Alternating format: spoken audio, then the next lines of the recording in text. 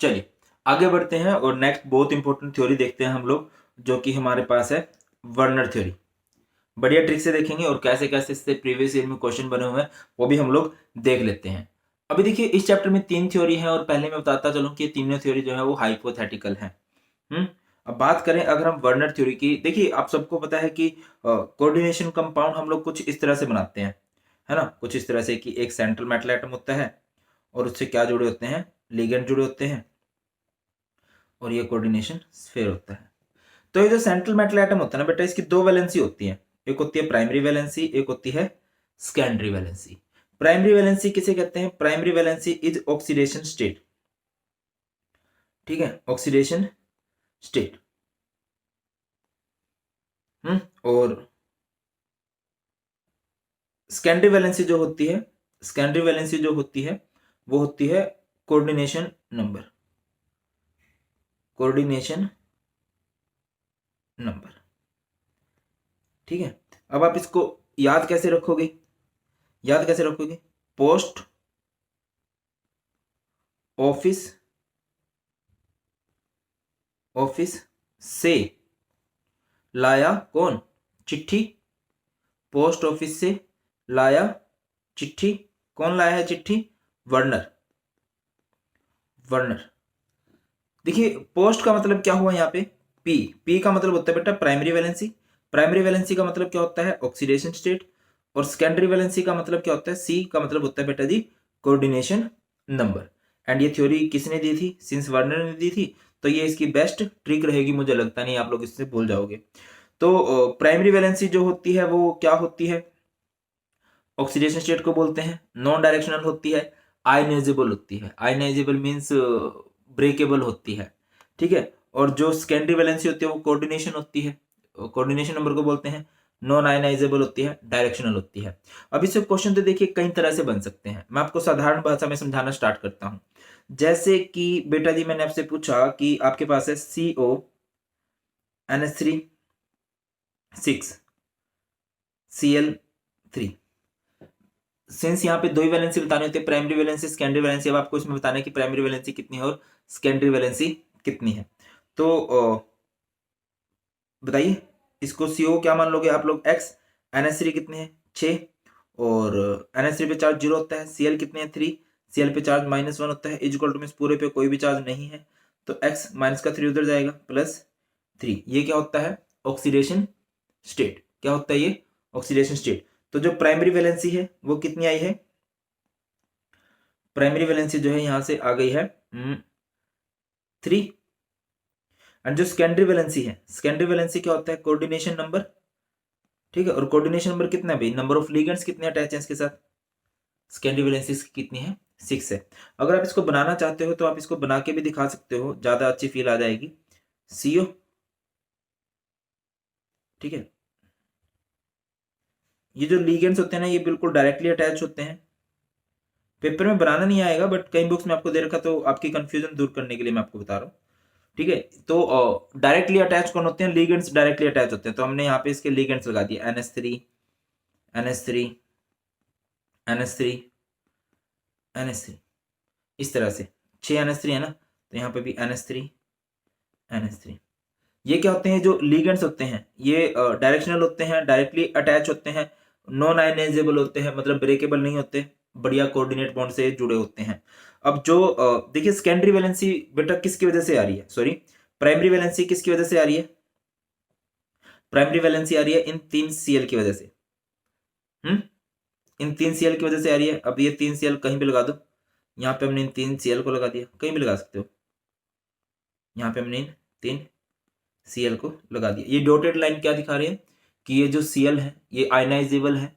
ये NH3 क्योंकि ये सेकेंडरी वैलेंसी है, ये नॉन आयनाइजेबल है, नॉन ब्रेकेबल है। एक और क्वेश्चन आ गया, मान के चलो कि आपसे कोई पूछ देता है, चलिए ये तो CONH3 6 NH3 आ गया। मान के चलो कि आपसे पूछ लिया जाए, कुछ ऐसे आ गया पेपर में, CO NH3 thrice Cl3। Focus कीजिएगा। अब आपको Cl की दो वैलेंसी बतानी होती है, प्राइमरी और सेकेंडरी। तो पहले इसको X मान लीजिए। NH3 कितने हैं? 3 और 0 चार्ज होता है। Cl कितने हैं 3 माइनस 1 हो जाता है इक्वल टू में 0 एंड x माइनस का 3 उधर जाके कितना हो जाएगा प्लस का 3 हो जाएगा। तो यहाँ से जो इसकी प्राइमरी वैलेंसी आई है वो कितनी आई है 3 आई है। और सेकेंडरी वैलेंसी क्या होती है नंबर ऑफ लिगेंड्स, लिगेंड्स कितने हैं 3 और 3 ये 6, तो सेकेंडरी वैलेंसी कितनी होगी यहाँ से 6 होगी। अब मैं आपको बोलता हूँ कि बताइए इसकी सेकेंडरी वैलेंसी, सेकेंडरी वैलेंसी जो होती है नॉन आयनाइजेबल होती है, उसको आप एज लिगेंड रिप्रेजेंट करोगे, कर दीजिए। तो बेटा यहाँ पे क्या लगाओगे CO, ठीक है क्या लगाने वाले हो CO, CO के साइड में लिगेंड्स लगाओगे,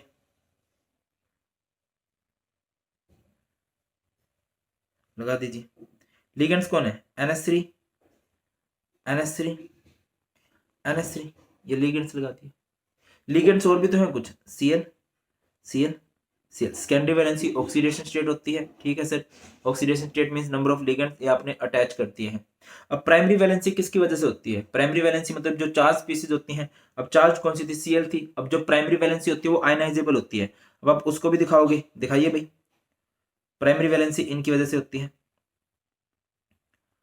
अब इसका मतलब समझ पा रहे हो कुछ, कि यहाँ पर ये जो Cl है, ये जो Cl है, ये जो Cl है, ये जो Cl है, ये दो तरह की वैलेंसी बना रहा है, प्राइमरी भी और सेकेंडरी भी। ये एज लिगेंड भी रोल प्ले कर रहा है और इसकी वजह से क्या बन रहा है ये कोऑर्डिनेशन नंबर भी, कोऑर्डिनेशन नंबर में भी रोल प्ले कर रहा है। ये एज लिगेंड भी काम कर रहा है और प्राइमरी वैलेंसी में भी रोल प्ले कर रहा है।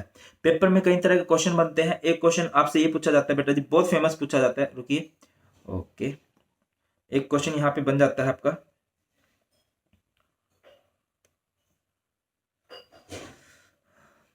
ये पूछा जाता है कि हमें बताएं, जैसे ये है CO NH3 6 Cl3, यहाँ पे नंबर ऑफ आयंस कितने बनेंगे बेटा, आप इसको देखते हो, आप इसे ब्रेक कर दीजिए, बताइए कितने Cl हैं यहाँ पे 3 Cl नेगेटिव है ना, और इस पूरे पे कितना चार्ज आ जाएगा, इस पूरे पे चार्ज आ जाएगा CO NH3 6 3 पॉजिटिव।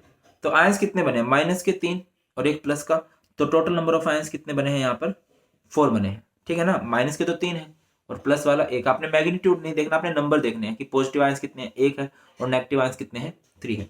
मैं दूसरा एग्जांपल आपको देता हूं, जैसे कोई आपसे पूछता है कि बताइए CO NH3 4 Cl2 Cl है, यहाँ पे नंबर ऑफ आयंस कितने बने हैं बेटा। ब्रेकेबल जो होता है ना, जो इजीली ब्रेकेबल होता है वो होता है जो कोऑर्डिनेशन स्फीयर के बाहर होता है। तो यहाँ पे Cl नेगेटिव है और यहाँ पे ये क्या है CO NH3 4 Cl2, और इस पूरे पे कौन सा चार्ज आ जाएगा पॉजिटिव, इस पे पॉजिटिव है और बाहर क्या है नेगेटिव है, तो एक प्लस आयन है एक माइनस आयन है। यहाँ पे नंबर ऑफ आयंस कितने बने हैं 2। अच्छा अगर आपसे पूछा जाए कि इनकी इलेक्ट्रिकल कंडक्टिविटी में डिफरेंस होगा, बिजली कम ज्यादा पास होगी, किस में से ज्यादा पास होगी, जहाँ पे नंबर ऑफ आयंस ज्यादा है, तो फर्स्ट केस में नंबर ऑफ आयंस जो है हमारे पास ज्यादा है, तो इसमें से ज्यादा इलेक्ट्रिसिटी पास हो जाएगी। अगर आपसे कोई आयंस पूछ ले तो आई होप आप लोग आयंस बता सकते हो कि कहाँ पे कितने आयंस बनने वाले हैं। अब पेपर का क्वेश्चन देखिए जो बहुत भयंकर मतलब बहुत बढ़िया क्वेश्चन बनता है, मतलब पर्सनली मेरा बहुत फेवरेट है। मैं आपसे चलिए कुछ आपको एग्जांपल देता हूँ, एक और केस लेते हैं और किस तरह से बेटा जिससे क्वेश्चन बन सकते हैं। आई होप आपको प्राइमरी सेकेंडरी वैलेंसी तो निकालनी आ गई होगी। प्राइमरी वैलेंसी क्या होती है ऑक्सीडेशन स्टेट, सेकेंडरी वैलेंसी क्या होती है कोऑर्डिनेशन नंबर। अब आगे समझिए कि जैसे आपको ये बोल दिया जाए कि आपके पास है CO NH3 कितना कर देते हैं 6 कर देते हैं, ठीक है, और Cl3 है, CO NH3 6 Cl3 है, और इसमें आपको बोला जाएगा एक्सेस ऑफ AgNO3 डाल दी, excess of AgNO3, excess of AgNO3 means full AgNO3 डाला है, ठीक है। तो आपके यहाँ पे AgCl कितने बनेंगे, तो बेटा यहाँ पे आप देखते हो Cl कितने हैं 3, तो 3 Cl 3 Ag, excess of Ag है, तो यहाँ पे आप लोग क्या बना सकते हो 3 मोल्स ऑफ AgCl। सर समझ में नहीं आया, दोबारा समझाओ, मैं दूसरा एग्जांपल देता हूँ आपको। जैसे आपके पास है CO NH3 4 Cl2 Cl, ठीक है, आपने इसमें एक्सेस ऑफ AgNO3 डाला गया, एक्सेस फुल जितना हो सकता है उतने AgNO3 डाला, तो यहाँ पे कितने मोल्स AgCl के बनेंगे। बाहर देखिए बेटा ये एक Cl है, एक Cl नेगेटिव आयन बन सकता है, तो एक Cl नेगेटिव आयन एक Ag के साथ जुड़ेगा, तो यहाँ पे कितने मोल्स ऑफ AgCl बनेंगे, आपको मिलेगा यहाँ पे 1 मोल ऑफ AgCl। एक और क्वेश्चन लाइक आपको बोल दिया जाए कि आपको दे रखा है CO NH3 thrice, Cl thrice and यहां पे आपने क्या किया, एक्सेस ऑफ AgNO3 डाला, फुल अमाउंट में आपने यहाँ पे AgNO3 डाला है। तो आपसे पूछा जाए यहाँ पे कितने मोल्स ऑफ AgCl बनेंगे। बेटा AgCl बनाने के लिए Ag को जुड़ना पड़ेगा, किसके साथ जुड़ना पड़ेगा, बाहर किसी आयन के साथ, बट यहाँ पर कोई भी आयन है ही नहीं, और जब यहाँ पर कोई आयन ही नहीं है तो यहाँ पे नो मोल ऑफ AgCl, यहाँ पे कोई भी AgCl का मोल बनने वाला नहीं है, नहीं है। चलिए अब प्रीवियस ईयर में क्वेश्चन देखते हैं। ये क्वेश्चन हमारा आया हुआ है कब आया हुआ है, CBSE 2020 में। 1 मोल ऑफ CrCl3 6H2O, आपके पास क्या दिया गया है, CrCl3.6H2O reacts with access of AgNO3, AgNO3 के साथ वो रिएक्ट करता है to give 2 moles of AgCl। आपने यहाँ पे 2 मोल्स ऑफ AgCl बनाने हैं। अब बेटा 2 मोल्स ऑफ AgCl बनाने का मतलब क्या है कि अगर 2 मोल AgCl बन सकते हैं, कब बन सकते हैं 2 मोल ऑफ AgCl, जब बाहर क्या हो, जब बाहर 2 Cl हो, फिलहाल ये जब बाहर 2 Cl होंगे तभी 2 मोल ऑफ AgCl बनेंगे। अगर यहाँ पे बोल देता 3 मोल ऑफ AgCl बनने चाहिए तो बाहर 3 Cl होते। अगर वो बोल देता कि बाहर एक भी मोल AgCl का नहीं बनना चाहिए तो बाहर एक भी Cl नहीं होना चाहिए था। तो इन्होंने बोला है कि क्या बोला है इन्होंने, नोटिस कीजिए तो, yield 2 मोल्स ऑफ AgCl, यहाँ पे 2 मोल्स ऑफ AgCl दे रहे हैं तो हमने 2 Cl लगा दिए, और बाकी जो है कीजिए, यहाँ पे क्या लगाओगे आप, Cr। अब ये जो बाहर Cl आप दो रख सकते हो, एक Cl को अंदर रखना पड़ेगा, और अंदर सिर्फ ना 6 की जगह होती है, तो H2O5 और एक H2O को बाहर आना पड़ेगा। सर जी कंफ्यूज से हो गए जी, यूके करा दिया जी आपने, दोबारा से कराओ जी। दोबारा करते हैं, आई थिंक दोबारा भी वही क्वेश्चन आ गया है। अगले क्वेश्चन पे ध्यान दीजिए, ये क्वेश्चन आया है 2016 में, ठीक है। When a coordination compound COCl3 6NH3 COCl3 6NH3, ठीक है, is mixed with AgNO3। AgNO3 का मतलब है एक्सेस ऑफ AgNO3। यहाँ पे क्या है, एक्सेस ऑफ AgNO3, तो 3 मोल्स ऑफ AgCl बन रहे हैं। यहाँ पे क्या बन रहे हैं, 3 मोल्स ऑफ AgCl, ठीक है। Right structure formula of the complex, ठीक है, आपको इसका फॉर्मूला बताना है। फॉर्मूला क्या होगा, फोकस कीजिए बेटा, जब बाहर 3 मोल्स ऑफ AgCl आ रहे हैं, यानी बाहर कितने Cl रखे गए होंगे भैया, 3 मोल्स ऑफ AgCl बनाने के लिए बाहर 3 Cl रखने पड़ेंगे, बाहर 3 Cl रखने पड़ेंगे। अब अंदर क्या बचेगा, 3 Cl तो आप बाहर ले आए हो, CONH3 6 अंदर चला जाएगा। इन केस वो आपको बोल देता है कि बाहर क्या बनना चाहिए, आपका 1 मोल ऑफ AgCl बनना चाहिए। बेटा जी बाहर आपका क्या बनना चाहिए, 1 मोल ऑफ AgCl।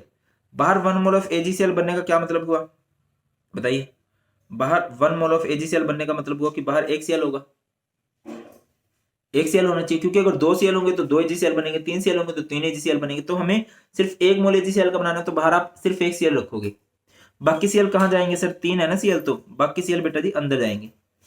Cl तो अंदर क्या है, CO। अब अंदर जगह कितने की होती है, टोटल 6 की जगह होती है, तो NH3 कितने आएंगे अंदर, 4। सर ये 2 NH3, ये 2 NH3 बाहर आ जाएंगे।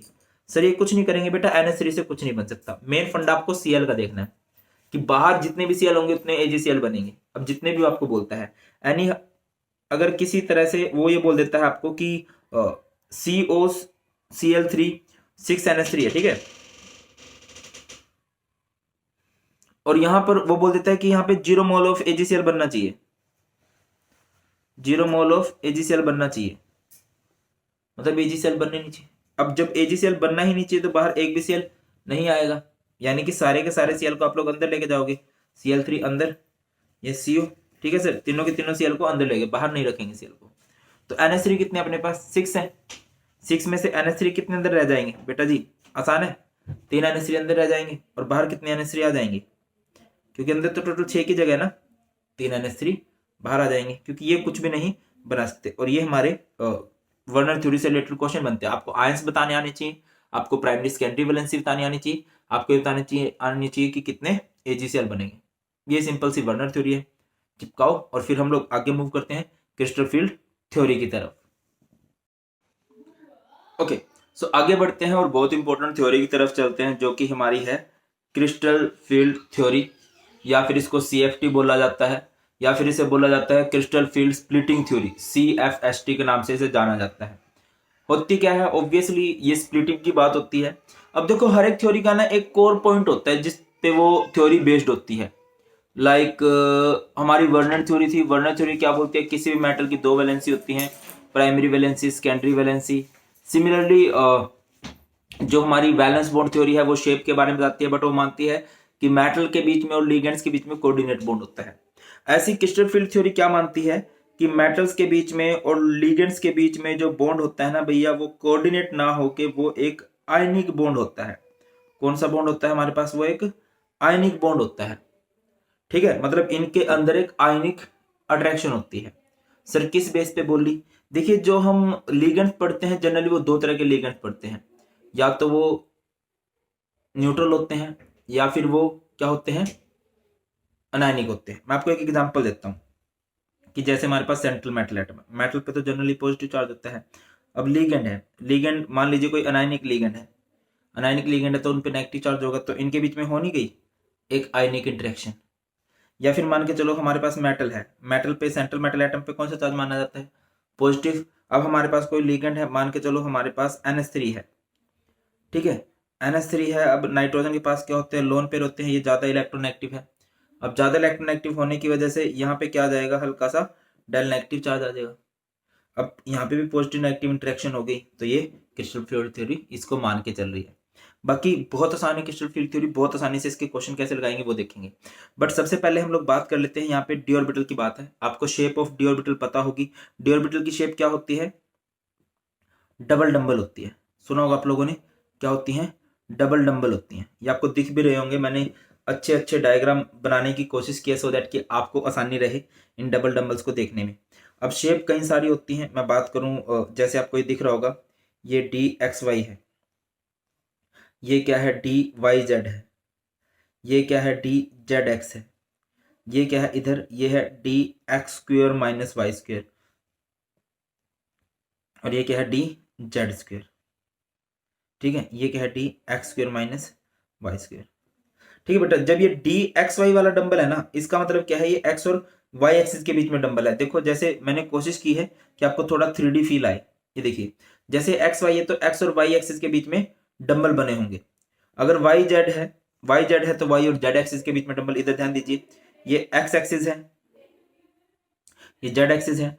अगर इनके बीच में डंबल बन रहा है तो उसे क्या बोलूंगा मैं, DZX। अगर Y और Z एक्सिस के बीच में डंबल बना है तो उसे बोलेंगे DYZ। और अगर X और Y एक्सिस के बीच में डंबल बना है तो उसे बोलेंगे DXY।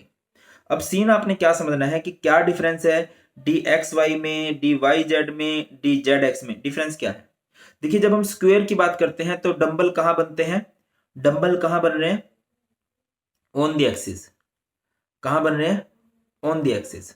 और जब हम DXY, DYZ, DZX की बात कर रहे हैं, ये कहां बन रहे हैं, बिटवीन द एक्सिस। क्या बन रहे, कहां बन रहे हैं, बिटवीन द एक्सिस बन रहे हैं। देखिए इनको, इन दोनों को, ये जो स्क्वायर वाले हैं, इन दोनों को कलेक्टिवली बोला जाता है इजी। क्या बोला जाता है, इजी। एंड इन तीनों को, इन तीनों को कलेक्टिवली क्या बोला जाता है, T2G।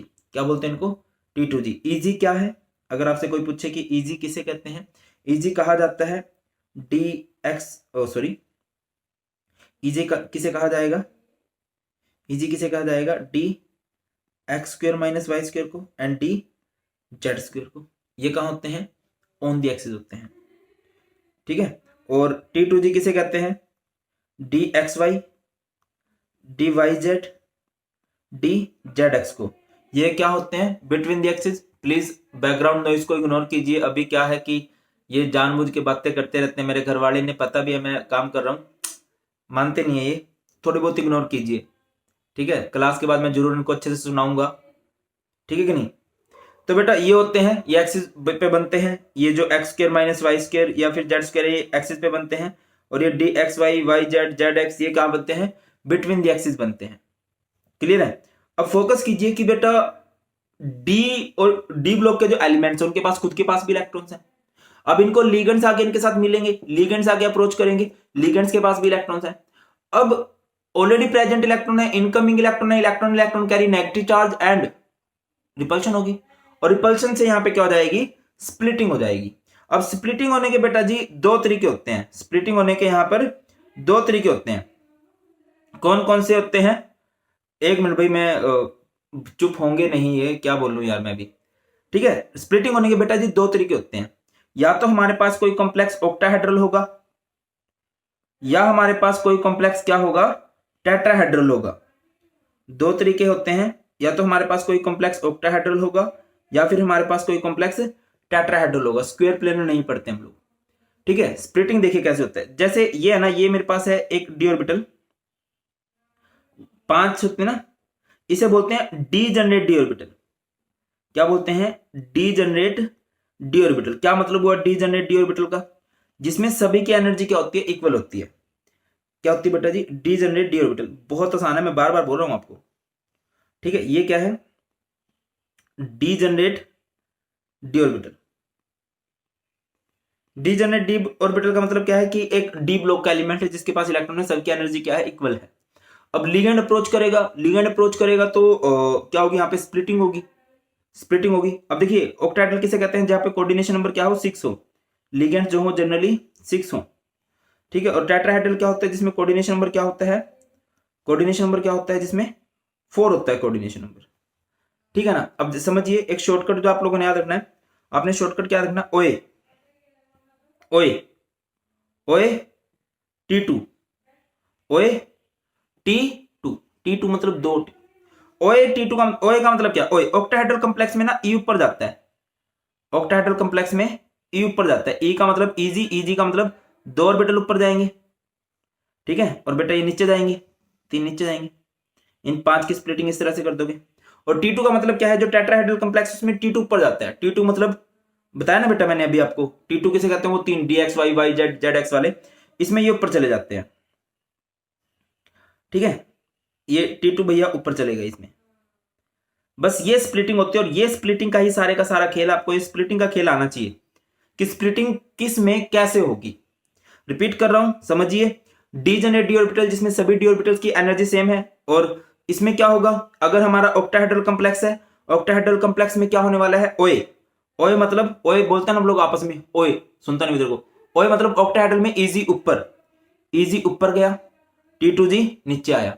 और जो टेट्राहेड्रल कॉम्प्लेक्स है उसमें T2 ऊपर, T2 मतलब T2 वाले ऊपर जाएंगे। ठीक है कि नहीं। ये क्या है, अगर मैं बात करूं, आपसे पूछता हूं, ये क्या है, ये है हमारा इजी। क्या ये हमारे पास इजी है, इजी ऊपर गया।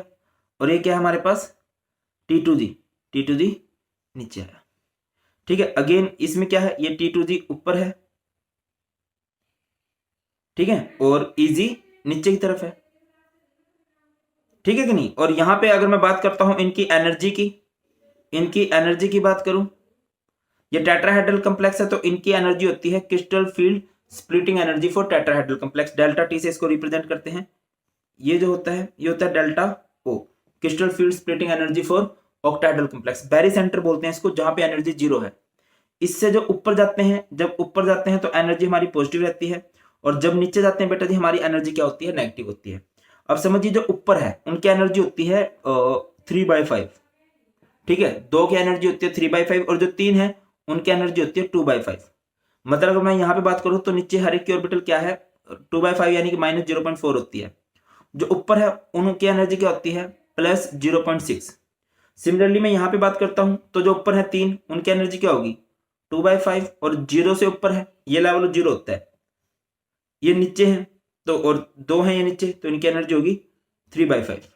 कितनी होगी, 3/5 होगी। मतलब नीचे इस केस में इनकी एनर्जी -0.6 हो चुकी है, और इसमें इनकी एनर्जी क्या हो चुकी है, प्लस की 0.4 हो चुकी है। बहुत से बच्चे ऐसे होंगे जो कंफ्यूज हो चुके होंगे कि सर ये क्या हो रहा है, समझ में नहीं आ रहा। एग्जाम्पल करोगे तो ज्यादा फील आएगी। बाकी अभी याद रखो, ऑक्टाहेड्रल, ऑक्टाहेड्रल में क्या होता है, ओए, ई ऊपर जाता है, इजी ऊपर। पता ना इजी किसे कहते हैं बेटा जी, इजी किसे कहा जाता है, इजी कहा जाता है dx² - y² को, एंड dz² को। और T2G किसे कहते हैं, T2G कहा जाता है dxy, dyz, dzx को। ठीक है, इजी ऊपर जाएगा किसमें, ऑक्टाहेड्रल में, T2G ऊपर जाएगा किसमें, टेट्राहेड्रल में। That's all. अच्छा, ये स्प्लिटिंग का लेवल ना, स्प्लिटिंग ऐसी होगी, ओए में ओए ऑक्टाहेड्रल में इजी ऊपर होगा, बट स्प्लिटिंग ना ज्यादा हो जाएगी, स्प्लिटिंग ज्यादा हो जाएगी अगर यहाँ पे स्ट्रॉन्ग फील्ड लिगेंड आ गया। अगर यहाँ पे स्ट्रॉन्ग फील्ड लिगेंड आ गया, मैं आपको ना एक एग्जांपल देता हूं, आपको ना मस्त समझ में आ जाएगा, प्रोमिस है मेरा। चलिए मैं आपको एक एग्जांपल देता हूं, पहले मैं एग्जांपल खुद देख लूं, कहीं ऐसी हवा में तीर लग जाए और फिर ना वो दिक्कत हो जाए हमें। COCN6 चलिए बेटा इधर ध्यान दो, सारे क्वेश्चन का आंसर ऐसे झट से आएगा और तुम्हें फील भी आएगी कि वाह सर वाह, जहां पना तुसी ग्रेट हो, लाइक कबूल करो। COCN6 3 नेगेटिव, COF6 3 नेगेटिव, ये है। तो बेटा सबसे पहली बात तो ये दोनों कॉम्प्लेक्स क्या है, ऑक्टाहेड्रल है। सर कैसे पता चला आपको, आप खुद बताओ, 6 लिगेंड है तो ये ऑक्टाहेड्रल है। तो सबसे पहले बेटा जी हम क्या निकाल लेंगे, यहाँ पे इनकी ऑक्सीडेशन स्टेट निकाल लेंगे। CO को X मान लेंगे, CN कितनी है 6, CN पे चार्ज कितना होता है -1 इज इक्वल टू में charge -3, X is equal to कितना आ गया 3। तो CO 3 प्लस की कन्फिग्रेशन कर दो। सिमिलरली बेटा जी यहाँ पर भी CO को X मान लोगे, F कितने हैं 6 और F पे चार्ज होता है -1 इज इक्वल टू में -3, X इज इक्वल टू कितना आ गया यहाँ से 3 आ गया। तो यहाँ पर भी आप CO3 पॉजिटिव करने वाले हो। कन्फिग्रेशन कर दीजिए, CO का एटॉमिक नंबर होता है 27, कन्फिग्रेशन क्या हो जाएगी CO के लिए करें तो AR18 4s2 3d7, 18 2 20 और 7 27, 3 प्लस है, 3 प्लस मीन्स 3 माइनस करेंगे, 4s0 3d6 AR18। सेम फंडा बेटा जी यहाँ पर भी यही होगा। अगर मैं CO3 पॉजिटिव के लिए कन्फिग्रेशन करता हूं तो क्या होगी AR18 4s2 3d7, 3 plus means 3 minus, minus पहले किस में से होगा 4s में से, और 3d में कितने इलेक्ट्रॉन्स बच गए 6, ठीक है। और ये क्या हो गया AR18। अब बेटा समझो कि स्प्लिटिंग कैसे होती है। सिंस ये ऑक्टाहेड्रल कॉम्प्लेक्स है तो ऑक्टाहेड्रल में स्प्लिटिंग कैसे होती है बताइए एक बार। मैं आपको अगर सिंपली बना के दिखाऊं तो जैसे ये मेरे पास डी ऑर्बिटल होता है ना, ठीक है। स्प्लिटिंग कैसे होती है, ओए ओए ओए यानी ई ऊपर जाएगा, ई यानी 2 ऊपर जाएंगे और T2G नीचे जाएंगे। वैसे मैं आपको एक बात बताऊं, मैंने कैसे याद रखा था, मतलब अपने टाइम में इजी इजी मतलब 2 नंबर है ना, तो यानी कि ऊपर 2 ऑर्बिटल, और T2G यहाँ पे कितने नंबर हो गए 3 नंबर हो गए, तो नीचे 3 ऑर्बिटल। अपना अपना फंडा है, मतलब बाकी मैंने तुम्हें बहुत आसान तरीके से समझा दिया है। अब समझो कि CN एक कैसा लिगेंड है, CN कैसा लिगेंड है बताइए, कई बार बता चुका हूं मैं, CN एक कैसा लिगेंड है, स्ट्रॉन्ग लिगेंड है। तो स्प्लिटिंग कुछ इस तरह से होगी, बट स्प्लिटिंग बहुत ज्यादा हो जाएगी। फोकस कीजिए, ये मेरे पास एक डी ऑर्बिटल है, ठीक है, और ये डी ऑर्बिटल है। स्प्लिटिंग CN स्ट्रॉन्ग लिगेंड है तो स्प्लिटिंग ज्यादा होगी, कुछ इस तरह से हो जाएगी। स्प्लिटिंग बताया मैंने, इजी ऊपर ही जाएगा। बार बार एक ही बात बता रहा हूं, पता नहीं तुम लोग पेपर तक याद रखोगे कि भूल जाओगे, इजी ऊपर जाएगा। अब अगर मैं इस केस में बात करता हूं, भाई साहब के केस में अगर हम आए इधर स्प्लिटिंग कैसे होगी, तो पहले तो ऐसे,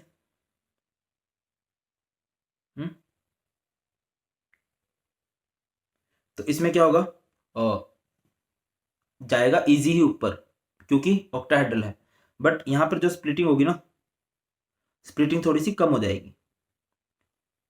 सर कम क्यों हुई, उसमें ज्यादा क्यों हुई, बेटा स्ट्रॉन्ग फील्ड लिगेंड्स के काम ही क्या होते हैं, स्ट्रॉन्ग फील्ड लिगेंड्स बहुत ज्यादा एनर्जी देते हैं, और अगर वो बहुत ज्यादा एनर्जी देंगे तो बहुत ज्यादा रिपल्शन भी होगी, और जब बहुत ज्यादा रिपल्शन होगी तो यहाँ पर बहुत ज्यादा क्या आ जाएगा, स्प्लिटिंग हो जाएगी, गैप हो जाएगा, और यहाँ पे गैप जो है कम। स्प्लिटिंग सेम वे में हुई है बट गैप का डिफरेंस है। तो अभी यहाँ पे इलेक्ट्रॉन्स फिल कीजिए, डी में कितने इलेक्ट्रॉन है बेटा 6, तो फिल कर दीजिए 1 2 3 4 5 6 इलेक्ट्रॉन फिल करोगे। सबसे पहले यहाँ पर 1 2 3, अब फोर्थ इलेक्ट्रॉन ऊपर जाएगा कि नीचे जाएगा। मैं आपको एक चीज बताता हूँ, फोर्थ इलेक्ट्रॉन ऊपर जाना चाहता है, ऊपर जाना चाहता है, बट ये बेटा जी ये गैप बहुत ज्यादा है, बहुत ही ज्यादा गैप है। अब इतना ज्यादा गैप फिल नहीं हो पा रहा, इतना ज्यादा गैप फिल नहीं होगा तो इलेक्ट्रॉन जो है वो नीचे की तरफ ही बैठ जाएंगे। सेम इस केस में चलिए कि डी में कितने इलेक्ट्रॉन 6 1 2 3 4 5 6, ठीक है। अब 6 इलेक्ट्रॉन्स को फिल करो 1 2 3, फोर्थ इलेक्ट्रॉन कहाँ जाएगा, फोर्थ इलेक्ट्रॉन जाना कहाँ चाहता है ऊपर, क्या वो जा सकता है, बहुत थोड़ा सा गैप है, वो गैप फिल किया जा सकता है। जैसे यहाँ पर भी ऊपर तो जाना चाह रहे थे बट गैप बहुत ज़्यादा था, और यहाँ पर ऊपर जाना चाहते हैं, गैप बहुत कम है, तो आसानी से ऊपर जा भी सकते हैं। ये 4, ये 5 और बेटा जी ये 6, यहाँ से सारा डिफरेंस क्रिएट हो गया।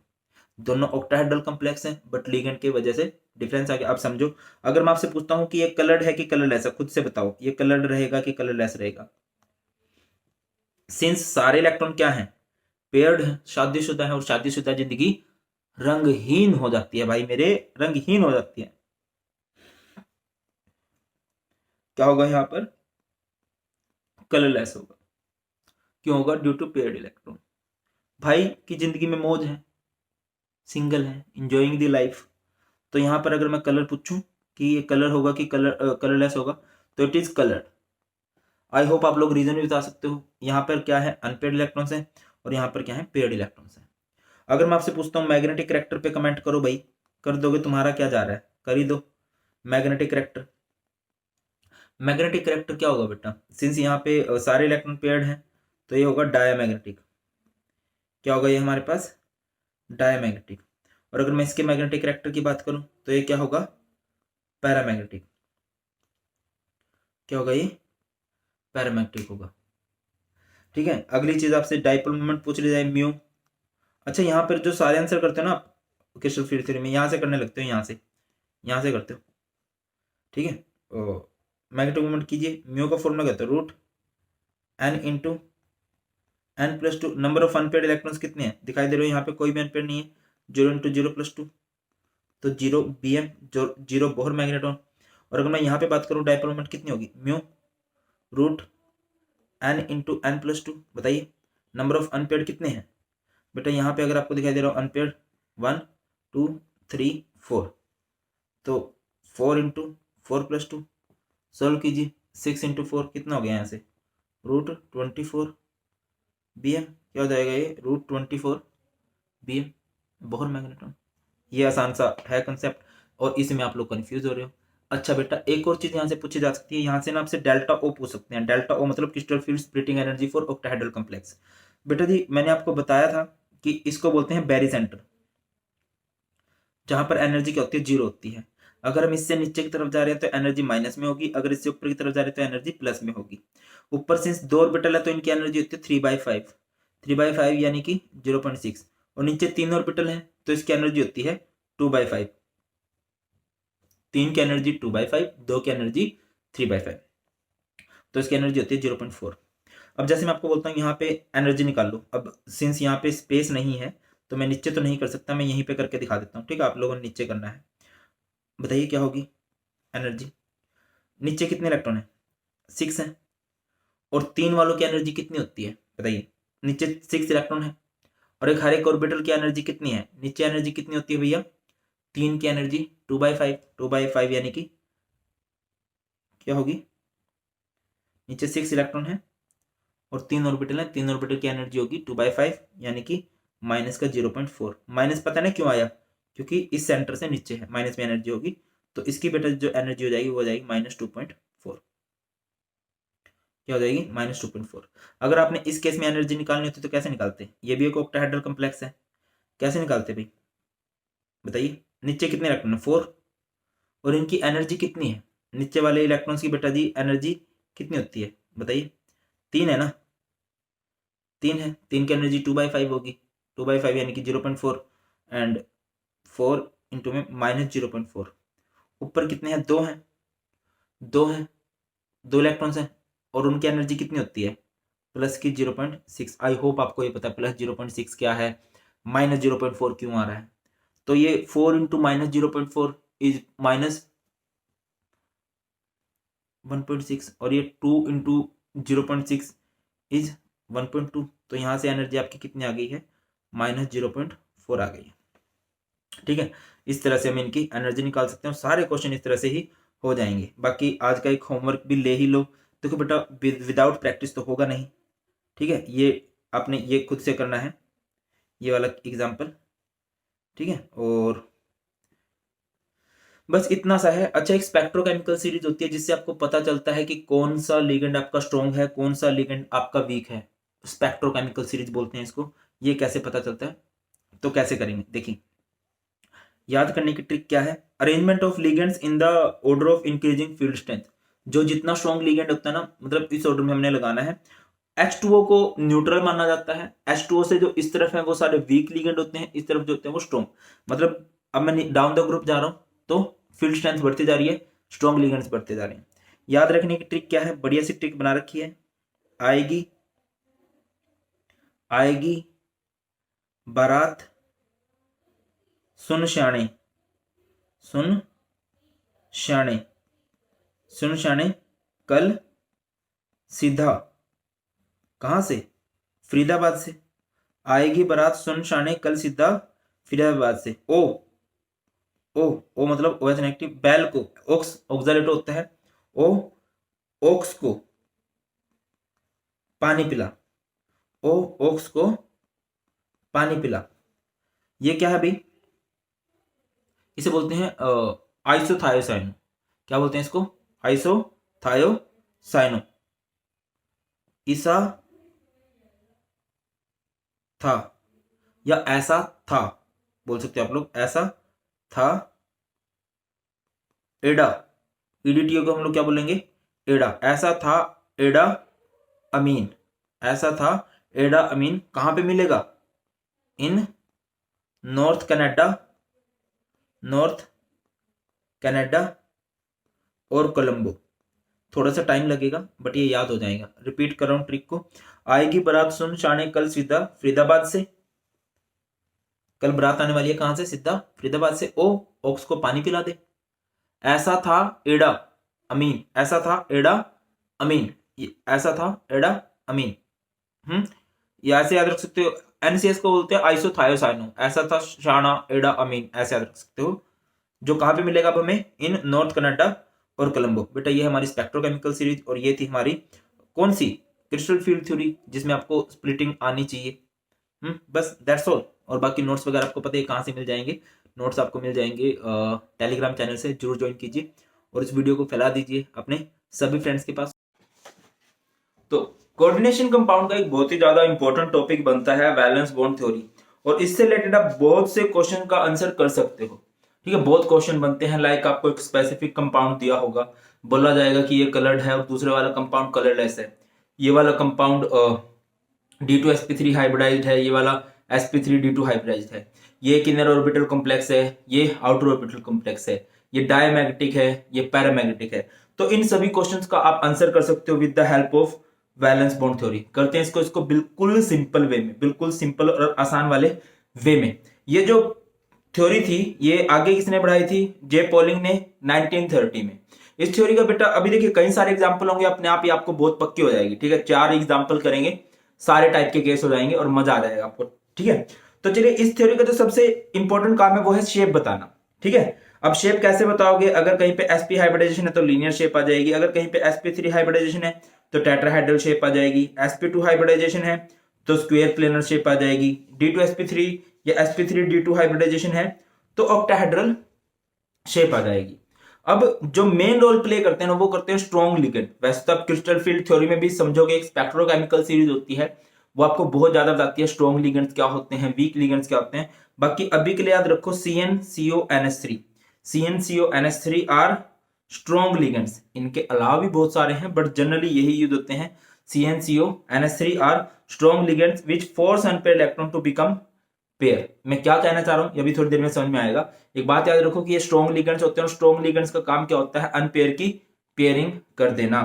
इसके अलावा कोई कॉम्प्लेक्स आपका कलर्ड कब होता है? जिंदगी में रंगीनियां किसकी होती हैं? सिंगल की। ठीक है, तो याद रखिए अगर कभी आपके पास कोई अनपेयर्ड इलेक्ट्रॉन है तो वो कलर्ड होगा, और अगर कहीं पे पेयर्ड इलेक्ट्रॉन है, शादीशुदा की जिंदगी में रंगीनियां खत्म हो जाती हैं तो वो कलरलेस हो जाता है। फॉर फन बोल रहा हूं। अभी पैरामैग्नेटिक सब्सटेंस किसे बोलते हैं? जिसके पास अनपेयर्ड इलेक्ट्रॉन हो। और डायमैग्नेटिक सब्सटेंस किसे बोलते हैं? जिसके पास पेयर्ड इलेक्ट्रॉन हो। क्लियर है? मतलब अट्रैक्शन कौन शो करता है? जो अनपेयर्ड हो। जो सिंगल हो ज्यादा अट्रैक्शन इधर उधर शो कर सकता है, बट शादीशुदा इधर उधर अट्रैक्शन नहीं शो करते, उनको जरूरत भी नहीं है और वो कर भी नहीं सकते। ठीक है ना, वाइफ बहुत तंग करती है। उसके अलावा इनर ऑर्बिटल कॉम्प्लेक्स किसे बोलते हैं? जहां पे D2sp3 हाइब्रिडाइजेशन आ जाए। और आउटर ऑर्बिटल कॉम्प्लेक्स किसे बोलते हैं? जहां पे sp3D2 हाइब्रिडाइजेशन आ जाए। ये इस थ्योरी का सारे का सारा सार है, सारे का सारा निचोड़ है। अब पेपर में क्वेश्चन बेटा जी जैसे CONH3 6 पॉजिटिव आ गया, इससे बहुत सारे क्वेश्चन बन सकते हैं, पूछा जा सकता है ये कलरलेस क्यों है, ये ऑक्टाहेड्रल क्यों है, ये इनर ऑर्बिटल कॉम्प्लेक्स क्यों है, बहुत सारे क्वेश्चन। तो इन सारे क्वेश्चंस का आप आंसर किस तरह से करोगे वो बात है। तो करते हैं स्टार्ट। सबसे पहले हम लोग क्या करते हैं, सबसे पहले जो आपने करना है इसकी ना ऑक्सीडेशन स्टेट निकाल लेनी है। तो CO को X मान लेंगे, NH3 कितने हैं 6 और NH3 पे चार्ज होता है 0 इजिकल टू में चार्ज इस पे +3, तो X इजिकल टू कितना आ चुका है यहाँ से +3। ये सबसे जरूरी बात है, ये आपको करना ही पड़ेगा, ठीक है। अच्छा, टेलीग्राम के लिए मैं बार बार बोल रहा हूँ कि इस लिंक इसका आपको ये PDF आपको मिल जाएंगे Telegram channel Bharat Panchal sir के नाम से है, वो ज्वाइन कर लो, लिंक डिस्क्रिप्शन में भी है। तो इसके बाद क्या होगा बेटा, CO का एटॉमिक नंबर आप सबको पता होगा, CO का एटॉमिक नंबर कितना होता है 27। तो कॉन्फ़िगरेशन कर दीजिए, 27 के हिसाब से कॉन्फ़िगरेशन क्या होगी, AR18 4s2 3d7, ये होता है ना 18 2 20 और 7 27। अब CO के ऊपर कितना चार्ज है, CO के ऊपर चार्ज है 3+। अभी 3+ का मतलब क्या होता है, 3+ मीन्स 3 माइनस, और माइनस पहले किस में से होंगे भैया, S में से, 2 माइनस हो गए, बट आपने टोटल कितने माइनस करने हैं, 3 माइनस करने हैं। तो 2 S में से हो गए, एक बचा, वो एक किस में से माइनस होगा, D में से, और D में क्या हो जाएगा यहाँ पे 6 हो जाएंगे बेटा। ये किसकी कॉन्फ़िगरेशन आप लोग कर रहे हो, ये आप कॉन्फ़िगरेशन कर रहे हो ऑफ सेंट्रल मेटल एटम। तो CO को लिख लीजिए यहाँ पे, CO 3+ की कॉन्फ़िगरेशन क्या है बताइए। D में कितने इलेक्ट्रॉन है भाई, D में हमारे पास है, D में हमारे पास 6 इलेक्ट्रॉन है। तो पहले ऑर्बिटल बनाइए D के, ठीक है, और D में कितने इलेक्ट्रॉन 6, तो 1 2 3 4 5 और ये 6 इलेक्ट्रॉन। ये क्या है हमारे पास 3D। इसके बाद 4s, जरूरत पड़ने पे हम लोग 4p भी लिखेंगे, 4d भी लिखेंगे। पता होगा आपको D के 5 ऑर्बिटल होते हैं, S का 1 ऑर्बिटल होता है, पता है ना सबको। S में मैक्सिमम कितने इलेक्ट्रॉन जाते हैं 2, तो S का मैक्सिमम 1 ऑर्बिटल बनता है, हाफ बनते हैं। P में मैक्सिमम कितने इलेक्ट्रॉन जाते हैं 6, तो इसके हाफ ऑर्बिटल बन जाएंगे। P के कितने ऑर्बिटल बन जाएंगे यहाँ पे 3। D में मैक्सिमम कितने इलेक्ट्रॉन जाते हैं 10, तो इसके हाफ कितने 5 ऑर्बिटल बन जाएंगे, ठीक है, इस तरह से। तो ये हमने ऑर्बिटल बना दिए। इसके बाद क्या होगा बेटा जी, ये अभी यहाँ पे आप चेक कीजिए कि हमारे पास जो लिगेंड है, जो NH3 है, NH3 कैसा लिगेंड होता है, NH3 is a strong ligand. NH3 क्या है, एक स्ट्रॉन्ग लिगेंड है। और स्ट्रॉन्ग लिगेंड क्या कर सकते हैं, NH3 is a strong ligand which force unpaired electron, which force unpaired electron to become paired. ये अनपेयर्ड इलेक्ट्रॉन को पेयर्ड बनने के लिए मजबूर कर देगा, पेयर बनने पे मजबूर कर देगा, पेयरिंग करवा देगा उनकी। तो करवा दीजिए ना पेयरिंग, इसको इधर भेज देते हैं, इसको इधर भेज देते हैं। तो ये कुछ इस तरह से हमारी कॉन्फ़िगरेशन हो जाने वाली है, ठीक है। तो 5 ऑर्बिटल होते हैं, ठीक है, और यहाँ पे पेयरिंग होके कुछ इस तरह से इलेक्ट्रॉन दिखने लगेंगे, ठीक है। ये है हमारे पास 3D। 3D के बाद क्या आएगा 4s, 4s के बाद कौन आएगा 4p। मैं दोबारा बोल रहा हूँ, जरूरत पड़ने पे हम 4d भी लिखेंगे, ठीक है बेटा। ये किसकी कॉन्फ़िगरेशन थी, ये थी CO की। अब हम जो एक्चुअल में आंसर कर सकते हैं वो आंसर कर सकते हैं by the configuration of complex. Complex क्या है हमारे पास, CO NH3 6 3 पॉजिटिव। अब मैं आपकी जानकारी के लिए बताता चलूं, NH3 6 हमारे पास, 6 हमारे पास लिगेंड्स हैं। और लिगेंड्स क्या होते हैं, which donate lone pair of electron, जो इलेक्ट्रॉन का पेयर डोनेट करते हैं। तो याद रखिए लिगेंड्स की फिलिंग के लिए आप बिल्कुल खाली ऑर्बिटल देखते हो, और एक ऑर्बिटल में एक लिगेंड आ सकता है, एक ऑर्बिटल में 2 इलेक्ट्रॉन जाते हैं बट लिगेंड एक ही जाता है। तो लिगेंड्स को मैं यहां से ब्लैक से शो कर रहा हूं।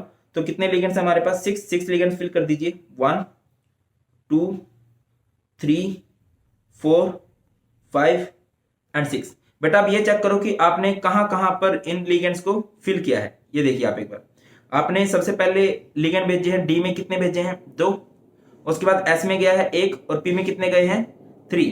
तो यहां से बेटा जिसकी हाइब्रिडाइजेशन क्या हो जाएगी, इसकी हाइब्रिडाइजेशन हो जाएगी D2sp3। हाइब्रिडाइजेशन D2sp3 है, तो ज्योमेट्री क्या होगी, कैसे पता चलेगा सर, ये देख लो आप एक बार, अगर आप देखना चाहो कि अगर D2sp3 हाइब्रिडाइजेशन है तो ज्योमेट्री क्या होगी, ऑक्टाहेड्रल ज्योमेट्री होने वाली है। तो ज्योमेट्री हो गई ऑक्टाहेड्रल। अगला क्वेश्चन आपसे पूछा गया कि ये इनर ऑर्बिटल कॉम्प्लेक्स है कि आउटर ऑर्बिटल कॉम्प्लेक्स है। अब देखो अंदर वाले डी का यूज किया है आपने लिगेंड्स की फिलिंग के लिए, तो क्या होगा भाई, अगर अंदर वाले डी का यूज कर रहे हो, अगर D2sp3 हाइब्रिडाइजेशन आ रही है तो वो कैसा कॉम्प्लेक्स होता है, एक इनर ऑर्बिटल कॉम्प्लेक्स होता है। तो आप लोग लिख भी सकते हो that it is an inner orbital complex. कैसा कॉम्प्लेक्स है, इनर ऑर्बिटल कॉम्प्लेक्स है।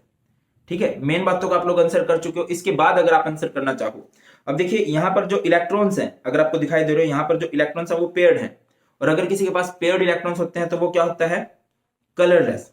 क्या होता है वो, कलरलेस होता है। आप लिख भी सकते हो दैट इट इज कलरलेस।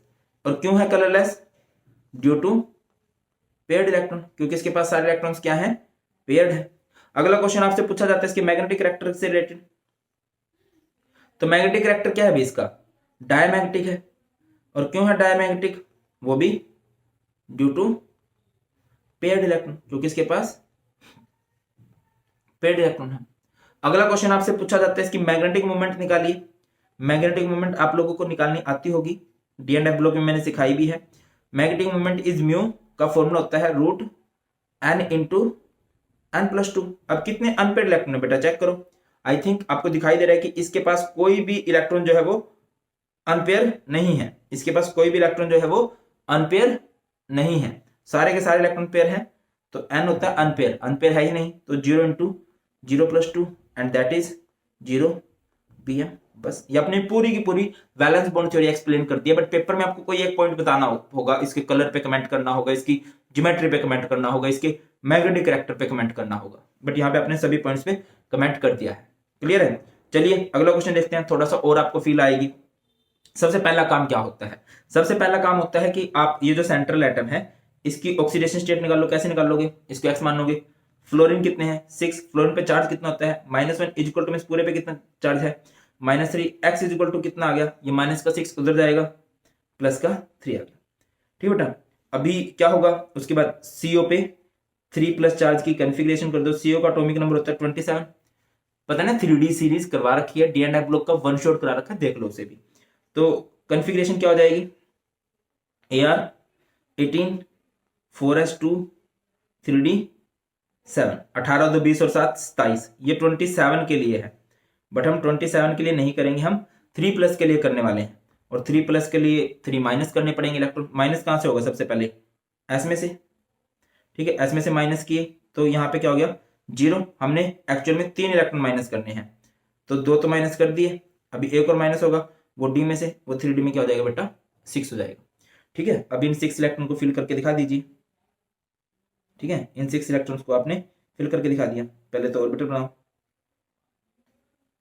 ठीक है, डी में 6 इलेक्ट्रॉन फिल करो, 1 2 3 4 5 और ये 6। ये है 3D। और 4s में कुछ भी नहीं है, यहाँ पे आप लोग लिख दोगे 4s। जरूरत पड़ने पे 4p 4d भी लिखा जाएगा, बट अभी हमें कोई जरूरत नहीं है। ये आपने किसकी कॉन्फ़िगरेशन की है, सेंट्रल मेटल एटम की। बट एक्चुअल में हमें सिर्फ सेंट्रल मेटल एटम की कॉन्फ़िगरेशन नहीं करनी है, हमें इस पूरे के पूरे कॉम्प्लेक्स की कॉन्फ़िगरेशन करनी है। अब हम कॉम्प्लेक्स की कॉन्फ़िगरेशन करते हैं बेटा जी, तो COF6 और इस पूरे पे 3 नेगेटिव। पहले तो इसको जो सेंट्रल मेटल एटम है इसकी कॉन्फ़िगरेशन लिख दो यहाँ पे। ठीक है, ये 3 नेगेटिव है। ठीक है, 1 2 3 4 5 6 लास्ट में। और इसमें डिफरेंस पता है कहां पे आ गया था, डिफरेंस कहां पे आया, यहाँ पे ये जो लीगेंड है ये है NH3। NH3 क्या होता है, अगर आपको पता, मैंने लिखवाया CnCO NH3। ये स्ट्रॉन्ग लीगेंड्स होते हैं, और स्ट्रॉन्ग लीगेंड्स क्या कर सकते हैं, ये पेयरिंग करवा सकते हैं। तो NH3 ने बेटा जी यहाँ पे पेयरिंग करवा दी थी। ठीक है, ये जो सिंगल इलेक्ट्रॉन थे इनकी पेयरिंग हो चुकी थी, बट F कोई स्ट्रॉन्ग लीगेंड नहीं होता, तो वो पेयरिंग नहीं करवा सकता। इस तरह से हमारे इलेक्ट्रॉन्स रहने वाले हैं। बाकी आगे चलते हैं, ये तो हमारे पास क्या है 3D। 3D के बाद क्या आएगा 4s। 4s के बाद क्या आएगा 4p। और 4p के बाद क्या आएगा 4d। ठीक है, अब कीजिए, आपने क्या करने हैं, लिगेंड्स फिल करने हैं। कितने लिगेंड्स फिल करने हैं, टोटल 6। और जैसे कि मैंने आपको बताया कि लिगेंड्स का फंडा क्या होता है, कि लिगेंड एक खाली ऑर्बिटल में जाता है और एक पूरे ऑर्बिटल में एक लिगेंड होता है। तो कर दीजिए 1 2 3 4 5 और ये 6 लिगेंड्स फिल कर दिए। अब यहां से आप इसकी हाइब्रिडाइजेशन बता सकते हो कि नहीं, हाइब्रिडाइजेशन बता दीजिए। हाइब्रिडाइजेशन क्या होगी भाई, पहला गया है एस में, अगले गए हैं पी में, कितने गए हैं 3, और डी में गए हैं 2, sp3d2 हाइब्रिडाइजेशन होगी। ज्योमेट्री क्या होगी बताइए, ज्योमेट्री क्या होने वाली है? ज्योमेट्री यहां पर होगी ऑक्टाहेड्रल। ठीक है, ऑक्टाहेड्रल कैसे होगी सर? बेटा जी बताया ना स्टार्टिंग में, देख लीजिए आप यहाँ पे, अगर d2sp3 हो या sp3d2 हो तो ज्योमेट्री क्या हो जाती है? ऑक्टाहेड्रल हो जाती है। इसके बाद क्या होगा? ये इनर ऑर्बिटल कॉम्प्लेक्स है कि आउटर ऑर्बिटल कॉम्प्लेक्स है? देख लीजिए आप ध्यान से कि बाहर के डी में गए हैं, बाहर के डी में गए हैं ना, नोटिस कर पा रहे हो यहाँ पे? तो ये क्या है? आउटर ऑर्बिटल कॉम्प्लेक्स है। अगला क्वेश्चन आपसे पूछा जाएगा दैट इट इज कलर्ड और कलरलेस। बताइए, आपको दिखाई दे रहा हो तो इसके पास अनपेयर्ड इलेक्ट्रॉन है, और अनपेयर्ड इलेक्ट्रॉन की वजह से हम क्या बोलेंगे? That it is coloured. Coloured क्यों है? ड्यू टू अनपेयर्ड इलेक्ट्रॉन्स, क्योंकि इसके पास अनपेयर्ड इलेक्ट्रॉन है। अगली चीज आपसे पूछी जाएगी कि पैरामैग्नेटिक है कि डायमैग्नेटिक है? It is paramagnetic. क्या है भाई? पैरामैग्नेटिक। और क्यों है paramagnetic? Due to unpaired electrons. अगर किसी के पास अनपेयर्ड इलेक्ट्रॉन होता है तो पैरामैग्नेटिक होता है, और अगर पैरामैग्नेटिक है तो इसके मैग्नेटिक मोमेंट में निकाल लेंगे। म्यू, म्यू का फॉर्मूला क्या होता है?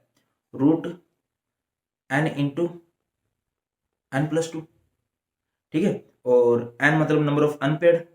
अभी अनपेयर्ड कितने हैं बताइए? अनपेयर्ड आपको दिखाई दे रहे हो तो इसके पास ये, ओके, अनपेयर्ड कितने हैं भाई? यहां पे चेक कीजिए, 1 2 3 4। ठीक है, कितने हैं? 4 हैं। तो यहाँ पे हम n की जगह पे क्या पुट कर देंगे? 4 इंटू 4+2। तो बताइए क्या हो जाएगा? 4+2 इज 6 इंटू 4 24। तो यहाँ से इसकी मैग्नेटिक मोमेंट हो जाएगी √24 bm। क्या आंसर आ जाएगा यहाँ से? √24 bm। आसान है कि नहीं? बहुत आसान है। आगे चलना चाहिए हमें। आगे चलते हैं, एक और एग्जांपल आपको और ज्यादा फील देगा ये। ठीक है बेटा, अब जैसे कि निकल है, सबसे पहला काम हम लोग क्या करते हैं? अच्छा, पेपर में क्वेश्चन यही आएगा, जैसे ये दोनों एग्जांपल आपको दे रखे हैं ना, ये इन दोनों में से पूछ लिया जाएगा कि एक कलर है, एक कलर्ड है और एक कलरलेस क्यों है? एक पैरामैग्नेटिक है, दूसरा डायमैग्नेटिक क्यों है? इसकी मैग्नेटिक मूवमेंट आ रही है, इसकी मैग्नेटिक मूवमेंट 0 क्यों आ रही है? ये आउटर ऑर्बिटल कॉम्प्लेक्स है, ये इनर ऑर्बिटल कॉम्प्लेक्स क्यों है? क्वेश्चन ऐसे ही बनेगा। क्वेश्चन बहुत आसान बनते हैं, और इस तरह से आप लोग खुद से लगा लोगे। कहाँ दिक्कत आ रही है? मुझे तो लगता नहीं कहीं दिक्कत आ रही होगी। अभी नेक्स्ट एग्जांपल देखते हैं। तो नेक्स्ट एग्जांपल है हमारे पास NiCl4 2 नेगेटिव। तो सबसे पहला काम क्या करोगे आप? निकल को x मानोगे। Cl कितने हैं? 4। Cl पे charge -1 is equal to -2x। Minus का 4 उधर जाके कितना हो जाएगा? प्लस का 4। 4 - 2 इज x। कितना आ गया यहाँ से? 2 आ गया। तो निकल है बेटा जी, और निकल पे कितना? 2+। निकल का एटॉमिक नंबर होता है 28। 28 के हिसाब से कॉन्फ़िगरेशन कर दीजिए। Ar 18 4s2 3d 8 18 2 20 और 8 28। अभी 2+ है। 2+ का मतलब क्या होता है भाई? 2+ बोले तो 2 माइनस होगा। माइनस कहाँ से होगा? एस में से, एस में से होगा।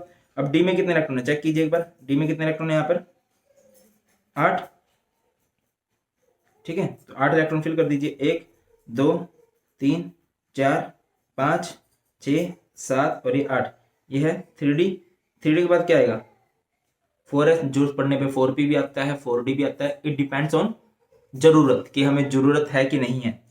आगे चलिए, आगे मूव करते हैं। तो ये तो कॉन्फ़िगरेशन होगी निकल की। अब निकल की ये जो कॉन्फ़िगरेशन है ये चेंज हो सकती है अगर यहाँ पे हमारे पास लिगेंड क्या हो? स्ट्रॉन्ग हो। और स्ट्रॉन्ग लिगेंड्स कौन से होते हैं? कमेंट सेक्शन में बताओ, कई बार बता दिया। ठीक है, ये स्ट्रॉन्ग नहीं है। और जब ये स्ट्रॉन्ग नहीं है तो सिंपल करेंगे बेटा। ये किसकी कॉन्फ़िगरेशन हो गई है? ये कॉन्फ़िगरेशन हो गई है ऑफ सेंट्रल मेटल एटम। और अभी हमें कॉन्फ़िगरेशन किसकी करनी है? Of complex NiCl4 2 negative. कर दीजिए।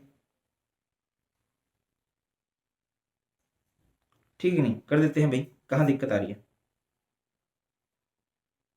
पहले तो डी में इलेक्ट्रॉन फिल करो। कितने हैं? 1 2 3 4 5 6 7 और ये 8। ये है 3d। 3d के बाद यहाँ पे क्या आएगा? 4s। और 4s के बाद यहाँ पे क्या आएगा? 4p। बेटा अब आपको क्या करना है? अब आपको यहाँ पे क्या फिल करने हैं? यहाँ पे ये लिगेंड्स फिल करने हैं। कितने लिगेंड्स है हमारे पास? ये 4 लिगेंड्स फिल करने हैं। अब जैसा कि आपको पता है कि लिगेंड्स बिल्कुल खाली जगह के अंदर जाते हैं, बिल्कुल खाली जगह देखो तो डी में तो नहीं है, 4s में है। एक यहाँ पे जाएगा लिगेंड और 4 यहाँ पे जाएंगे। ठीक है, अब कहाँ कहाँ पे अपने लिगेंड्स को भेजा है बताइए। पहला लिगेंड गया है एस में, अगले 3 लिगेंड गए हैं पी में, तो यहाँ से हाइब्रिडाइजेशन क्या हो जाएगी, हाइब्रिडाइजेशन हो जाएगी sp3। sp3 हाइब्रिडाइजेशन है तो ज्योमेट्री क्या होगी, ज्योमेट्री भी देख लीजिए एक बार इधर। यहाँ पे है अगर sp3 हाइब्रिडाइजेशन है तो ज्योमेट्री क्या होगी, टेट्राहेड्रल। ज्योमेट्री क्या होगी, टेट्राहेड्रल। क्लियर है। अगली चीज आपसे पूछा जाएगा कि ये कलर्ड है कि कलरलेस है। बेटा जी अगर आप देख पा रहे हो यहाँ पे क्या है, अनपेयर्ड इलेक्ट्रॉन है, और अगर अनपेयर्ड इलेक्ट्रॉन है तो हम क्या बोलेंगे, कलर्ड। कि ये हमारे पास क्या है, कलर्ड है। रीजन भी लिखोगे ड्यू टू अनपेयर्ड इलेक्ट्रॉन, क्योंकि इसके पास अनपेयर्ड इलेक्ट्रॉन है तो ये क्या है, कलर्ड है। उसके बाद अगला चीज ये पैरामैग्नेटिक होगा कि डायमैग्नेटिक होगा। सिंस अनपेयर्ड इलेक्ट्रॉन है तो आप लोग क्या लिखोगे, it is paramagnetic. It is paramagnetic due to unpaired electron, क्योंकि इसके पास अनपेयर्ड इलेक्ट्रॉन। और अगर पैरामैग्नेटिक है तो हम इसकी मैग्नेटिक मोमेंट भी निकाल सकते हैं, मैग्नेटिक मोमेंट भी निकाल सकते हैं। और magnetic moment is represented by mu. Formula क्या होता है मैग्नेटिक मोमेंट का, root n into n plus two, where n is number of unpaired electron. अभी अनपेयर्ड इलेक्ट्रॉन देखो तो कितने हैं भला, 1 2, तो पुट कर दीजिए एन की जगह पे 2, 2 प्लस 2, तो ये कितना हो जाएगा, पहले ब्रैकेट को सोल्व करते हैं, 4 इंटू 2 8, तो यहां से आ जाएगा रूट 8 बी एम। क्या आ जाएगा, root 8 B M. That's all. इतना सिंपल सा था, ये हो गया कि नहीं। अभी एक और एग्जांपल है बेटा, NiCN for 2 नेगेटिव। अब ये मैं आप लोगों से चाहूंगा कि आप लोग कमेंट सेक्शन में मुझे इसके आंसर दो कि इसकी हाइब्रिडाइजेशन क्या होगी।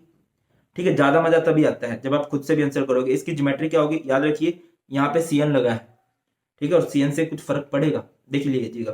तो ज्योमेट्री बतानी है। इसके बाद आपने बताना है कि कलर्ड होगा कि कलरलेस होगा। इसके बाद आपने बताना है कि इसका मैग्नेटिक कैरेक्टर क्या होगा, पैरामैग्नेटिक होगा कि डायमैग्नेटिक होगा। ठीक है, और इसके बाद आपने बतानी है इसकी मैग्नेटिक मोमेंट क्या होगी, मैग्नेटिक मोमेंट क्या होने वाली है। बस इन सभी क्वेश्चन का आंसर कर देना, मुझे पता लग जाएगा कि आपको ये अच्छे से समझ में आ गया है। क्लियर। तो दैट्स ऑल, यही है सिर्फ बैलेंस बोर्ड थ्योरी में लेक्चर की